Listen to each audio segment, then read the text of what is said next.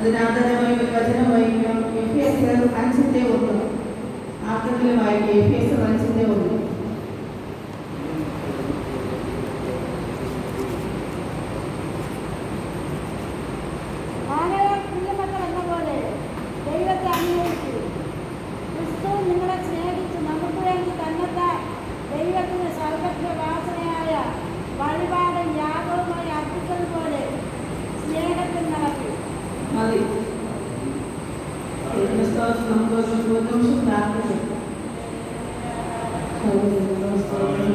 Praise the Lord.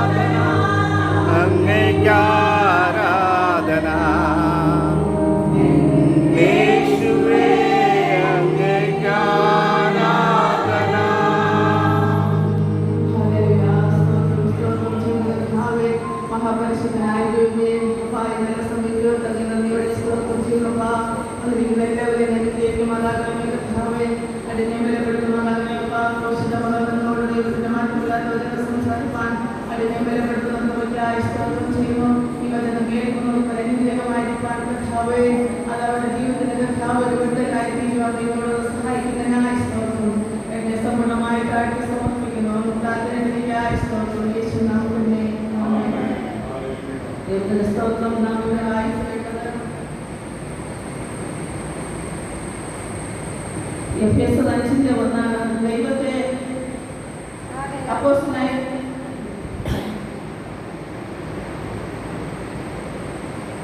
ആകയാൽ പ്രിയമക്കൾ എന്ന പോലെ ദൈവത്തെ അനുകരിപ്പിൻ. ക്രിസ്തു നിങ്ങളെ സ്നേഹിച്ച് നമുക്ക് വേണ്ടി തന്നെ ഞാൻ ദൈവത്തിന്റെ സൗരഭ്യാസനയായ വഴിപാടും യാഗവുമായി അർപ്പിച്ചതുപോലെ സ്നേഹത്തിൽ നടക്കും. ദൈവത്തിന്റെ സ്തോത്രം. നാം ഇവിടെ വായിച്ച വചനം അപ്പോസ്തലനായ പൗലോസ് എഴുതിയ ഒരു വേദഭാഗമാണ്. ഇവിടെ ദൈവത്തെ അനുഗ്രഹിക്കുന്നവരായിരിക്കണമെന്നാണ്. അപ്പം നാം ഒരു ബന്ധക്കോസ് അല്ലെങ്കിൽ ദൈവത്തെ സ്നേഹിക്കുന്നു എന്ന് പറയുകയും എങ്ങനെയെങ്കിലും ജീവിച്ചത് കാര്യമില്ല. നാം ദൈവത്തെ യേശുവിനെ, കാരണം നാം യേശുവിനെയാണ് സ്നേഹിക്കുന്നത്. അപ്പൊ ആ യേശുവിനെ നാം അനുകരിച്ച് ഈ ലോകത്തിലായിരിക്കുമ്പോൾ ആ യേശുവിന്റെ കൽപ്പനകളനുസരിച്ച് യേശുവിന് വേണ്ടി ജീവിക്കേണ്ടത് ആവശ്യമാണ്. അതുപോലെ തന്നെ ആ യേശുവിന്റെ സ്വഭാവം, ആ ക്രിസ്തുവേശുള്ള ഭാവം നമ്മുടെ ഓരോരുത്തരുടെ ഉള്ളിൽ ഉണ്ടായിരിക്കേണ്ടത് ആവശ്യമാണ്. അതുപോലെ തന്നെ നമ്മുടെ ഉള്ളിൽ ആ ദൈവസ്നേഹം ഉള്ള ഒരു വ്യക്തിക്ക് മാത്രമേ നമുക്ക് മറ്റുള്ളവരെ സ്നേഹിക്കാനും അല്ലെങ്കിൽ നമുക്ക് മറ്റുള്ളവരോട് ക്ഷമിക്കുവാനും ഒക്കെ നമുക്ക് സാധിക്കുകയുള്ളൂ. അപ്പം ആദ്യം നാം ആ ദൈവത്തെ നാം സ്നേഹിക്കുന്നവരായിരിക്കണം. എങ്കിൽ മാത്രമേ ആ യേശുവിന്റെ സ്വഭാവം നമ്മുടെ ഉള്ളിൽ ഉണ്ടാകുകയുള്ളൂ. അതുപോലെ തന്നെ നമ്മുടെ എല്ലാവരുടെ ഉള്ളിൽ ആത്മാവിന്റെ ഫലങ്ങൾ ഉണ്ടായിരിക്കണം.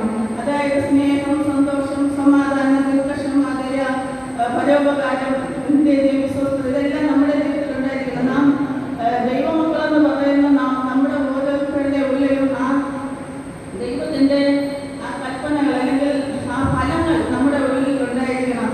അപ്പം നമ്മെ കാണുന്നവർ ആ യേശുവിനെ കാണുന്നവരായിരിക്കണം. അതിനാൽ മാത്രമേ നമ്മൾ ദൈവമക്കളെന്ന് പറഞ്ഞിട്ട് കാര്യമുള്ളൂ. എഫേസ്യർ 6:1 കാണുന്നു, മക്കളെ നിങ്ങളുടെ അമ്മയപ്പന്മാരെ കർത്താവിനനുസരിപ്പിൻ, അത് ന്യായമല്ല.